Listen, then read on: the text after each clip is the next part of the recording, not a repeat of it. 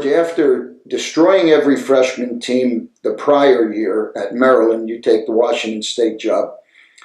How much of an eye-opener was it to coach against the guys that were in the Pac-8? It was only the Pac-8 at that time. You had John Wooden, Ralph Miller, and Marv Harshman, who are all in the basketball Hall of Fame guys. You have Dick Harder, who I think would have been had he stayed. I got a little prejudice to that, but and then Bob Boyd, Howie Delmar at Stanford, and Dick Edwards at Cal.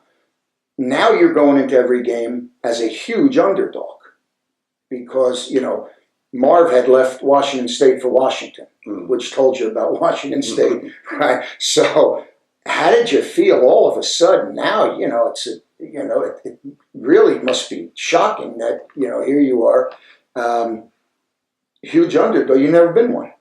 Well, I think the biggest internal challenge for me was the transition from being an assistant coach to a head coach, a position that I never prepared myself for. At no time when I was an assistant did I ever spend any meaningful time thinking about, boy, one day I want to be a head coach. I want to run my own program, and that I was immensely satisfied being an assistant coach. Working for Lefty was, I could have done it for the next 20 years, and I'd have been very happy. I loved working for him.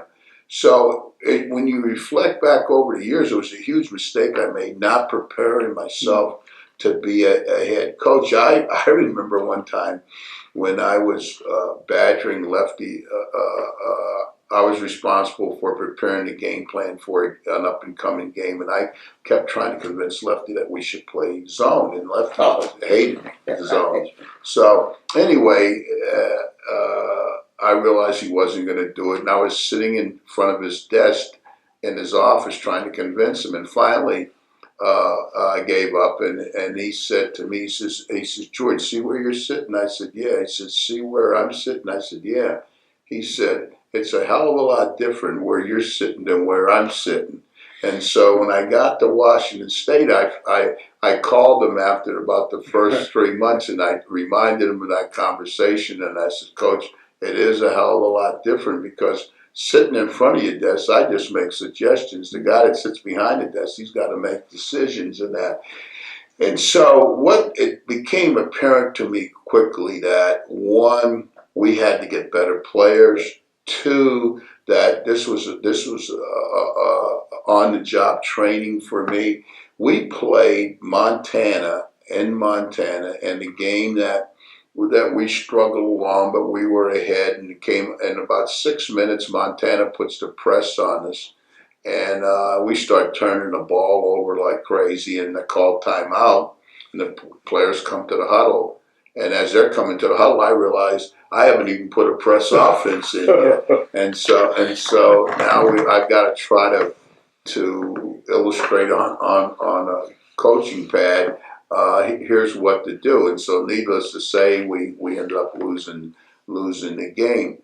But so early on for me, I had to grow quickly as a coach, and I had at the same time try to get a talent that would allow us to be competitive in a very, very difficult league.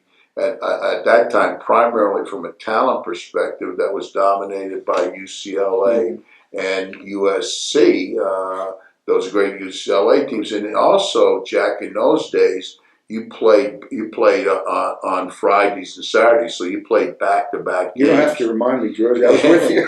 and so, I know you played USC on a Friday night, and then if you were the game of the week, you played UCLA on Saturday afternoon. And so those were difficult times.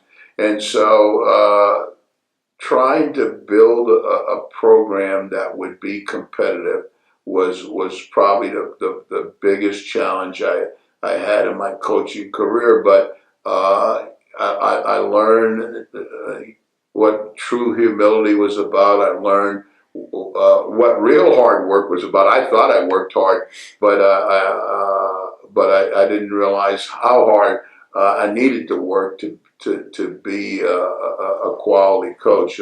So those early days for me were a lot like going back to school and learning fundamental knowledge. But one thing I remember you used to tell us is those guys might be great coaches, but we have so much more youth and enthusiasm, and we can just outwork them if we have to. Yeah, well, and it wasn't easy. No, and especially because there were unlimited scholarships. Yeah, and there was a great naiveness to that statement, but you bring out a great point. In those days, there were no scholarship limits. So I remember when we first got to Washington State, you could have 25 guys in scholarship. There were no scholarship limits, so